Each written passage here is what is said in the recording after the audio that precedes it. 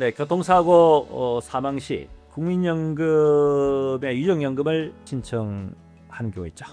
자, 오늘은 국민연금의 유족연금을 신청할 때 연금 수령에 대한 부분, 그 다음에 이 압류를 방지하기 위해서 어떻게 하는지, 그에 대한 방법이 있는지 여기에 대해서 한번 다뤄보도록 하겠습니다.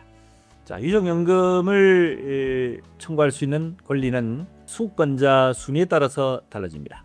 그 가족 중에 배우자가 이제 1순위가 됩니다. 그 다음 배우자가 없을 때는 자녀 없을 때는 부모, 조부모, 이렇게 수급권자의 순위에 따라서 순위에 해당되는 부분이 단독으로 수령을 받게 됩니다. 유족연금은 연금 수령이 원칙인데, 이제 부양가족이 없는 경우에는 일시금으로 받을 수는 있습니다.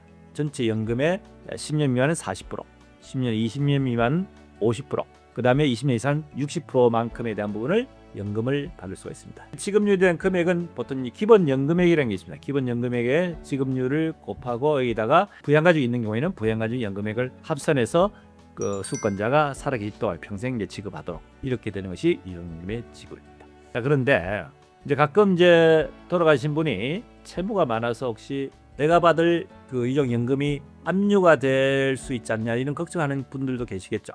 유족연금에 대한 부분은 상속에 대한 재산으로 보지 않고 고유 재산을 보기 때문에 압류에 대한 부분은 일정 제한을 두도록 되는 것이 법의 입장입니다.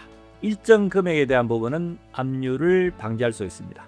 그에 대한 방법이 어떤 방법이 있냐면은 시중은행 중에서 국민연금을 이 통장을 받겠다 하는 내용에 대한 국민연금 안심통장을 일단 개설해야 됩니다. 이 개설해서 이것을 연금공단에 알려야 됩니다. 그래서 앞으로 국민연금이나 유족연금에 대한 부분은 이 통장으로만 이어주십시오라고 말씀하셔야 됩니다. 왜냐하면은 연금에 대한 부분을 일반인 통장으로 들어왔을 때는 그 통장을 압류할 수 있기 때문에 압류를 최대한 줄일 수 있는 방법, 그걸 방지할 방법은 안심통장으로 넣게 되면 그 통장에서 월 185만 원까지에 대한 부분은 압류를 할 수 없도록 되어 있습니다.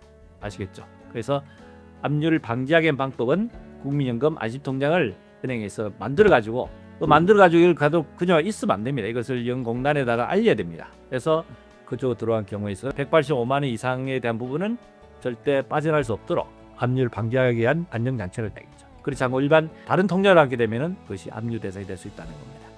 상당히 어떤 중요한 내용이기 때문에 오늘 한번 다뤄봤습니다. 국민연금 유족연금 압류를 방지하는 방법은 국민연금 안심통장을 개설해서 반드시 공단에다가 알려서 이 통장으로 들어오게 되면은 185만 원까지는 압류를 방지할 수 있다. 그래서 채무에 대한 부분이 혹시 걱정된다면은 압류 방지를 위한 이런 방안을 한번 강구해 보시는 게 도움이 될 것 같습니다. 네, 도움이 됐으면 구독, 좋아요, 알림 설정 부탁드립니다.